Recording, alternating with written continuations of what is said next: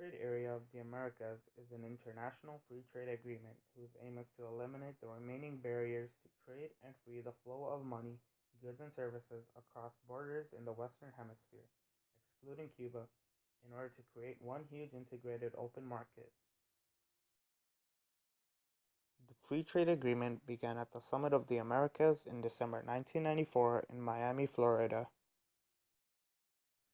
During the second summit, which was held in Santiago, Chile in April 1998, the leaders of the 34 countries launched the negotiations towards the Free Trade Area of the Americas Agreement. Canada hosted the third summit in Quebec in April of 2001, where the Free Trade Area of the Americas was discussed further. The Free Trade Area of the Americas is made up of 34 democratic governments. The FTAA's main mission is to ensure the prosperity, democracy, and free markets for goods and services in the hemisphere.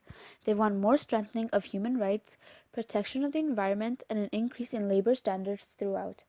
According to the Organization of American Stats and the Inter-American Development Bank, the goals of the FTAA are to provide free market access to goods and services for the entire continent, to link less open and less developed economies with more open and more developed economies, promote modernization, efficiency, and more open, competitive, and stronger democratic societies in Latin America and the Caribbean. The FTAA functions through 9 negotiating committees: agriculture, intellectual property rights, investment, government procurement, market access, services, subsidized and anti-dumping countervailing duties, competition policy, and dispute settlement. On November 17th to 22nd of 2003, thousands of environmentalists, retirees, students, fair trade advocates, members of low-income communities, and others gathered in Miami to protest against the Free Trade Area of the Americas. NAFTA was a failure for all 3 of its member countries. It was costing thousands of American and Canadian jobs, worsening poverty in Mexico, and threatening the environment as corporations were given new powers to sue governments over environmental protections.